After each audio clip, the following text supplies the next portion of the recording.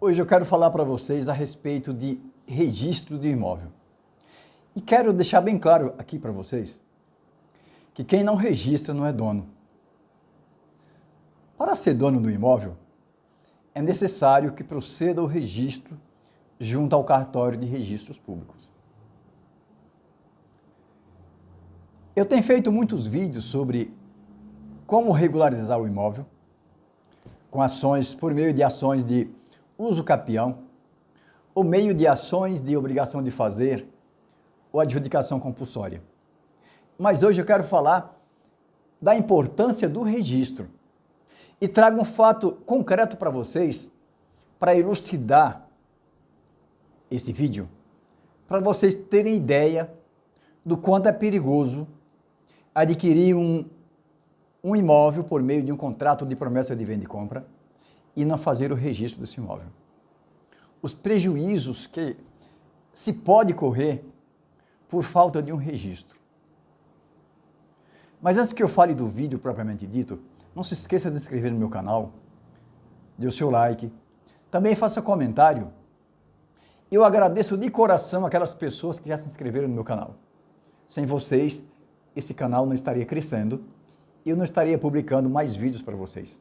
Vídeos jurídicos que podem ser importantes para a vida de cada um de vocês.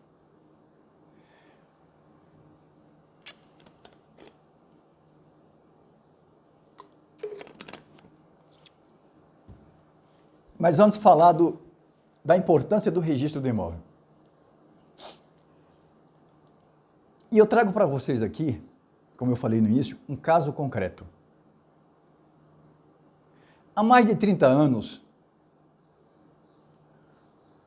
um casal de idoso fez um contrato de promessa de venda e compra com um cidadão que é totalmente malandro. Esse casal de idoso eu vou representar pela letra A e B. E esse malandro eu vou representar pela letra C, para ficar mais fácil de distinguir quem é quem aqui. Eu fiz até esse vídeo na lousa, mostrando na lousa. Depois, se vocês tiverem curiosidade, eu posso postar para vocês o outro vídeo da lousa para vocês tirarem mais suas dúvidas. Vai depender muito dos comentários nesse vídeo aqui. Então, esse casal de idoso, ele é representado pela letra A e B. Esse malandro que adquiriu esse imóvel por meio de um contrato de promessa de venda e compra, eu represento pela letra C. Esse malandro que pegou esse imóvel desse casal de idoso, ele firmou um outro contrato de promessa de venda e compra com uma terceira pessoa que eu represento pela letra D. O idoso, A e B, o malandro, letra C, e esse outro que adquiriu também por meio de contrato de venda e compra, letra D. Pois bem, o que aconteceu? Depois de B, esse último, pagar todo o preço, aquele malandro representado por C, aquele malandro entrou com uma ação de anulação de contrato, alegando que quando firmou o contrato com C, ele tinha problema mental e esse contrato deveria ser anulado. Esse contrato não teria validade. E ele entrou com essa ação contra C. Eu fui contratado por C, eu e meus amigos no escritório, era o doutor Ginaldo na época e o doutor João Vianes, e nós entramos com a defesa nesse processo. O juiz julgou esse processo, o pedido improcedente, e manteve o contrato, entendeu que aquele era malandro, C era malandro, e que D, que foi o nosso cliente, tinha que ficar com a posse do imóvel, porque o contrato era válido. Tudo que ele alegou era mentira. Ele, inconformado, ele recorreu ao TJ, SP, aqui de São Paulo. O TJ manteve a sentença de primeiro grau e manteve o contrato intacto. Manteve aquela sentença irretocável e manteve o imóvel para o meu cliente. A posse do imóvel. A propriedade continuou com um casal de idoso lá em cima. A e B. O que aconteceu? Muito embora exaustivamente orientarmos o nosso cliente para entrar com uma ação de adjudicação compulsória ou ação de uso capião para regularizar o seu imóvel, ele ficou silente. Ele não deu ouvido. Ele preferiu firmar um outro contrato com uma outra pessoa que eu represento pela letra E. É o último. Veja só. Olhando assim, o proprietário está aqui, A e B, C, o malandro, D, o meu cliente, e esse último. Ou seja, 3 poceiros. O proprietário lá no topo, A e B, e mais 3 poceiros, o malandro, meu cliente e esse outro representado pela letra C. O último contratante. E continuou.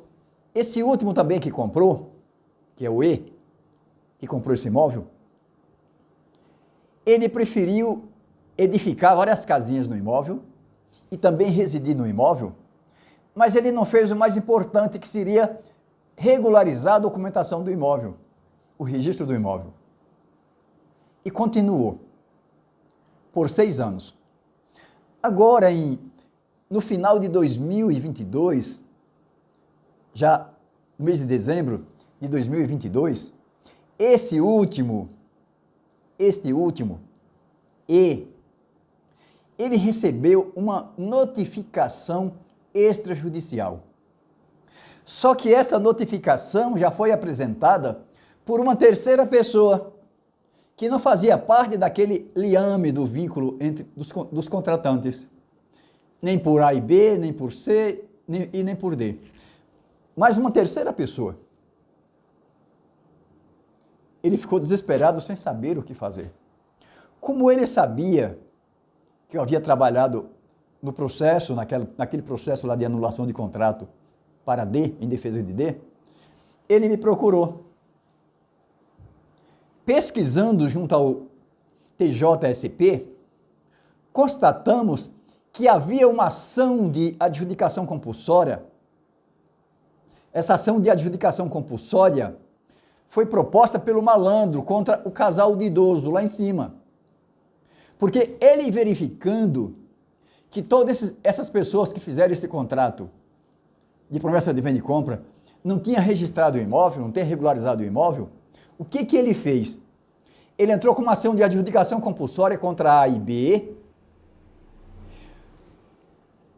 Esse casal já havia falecido, foi emendada a inicial e mandou citar o espólio.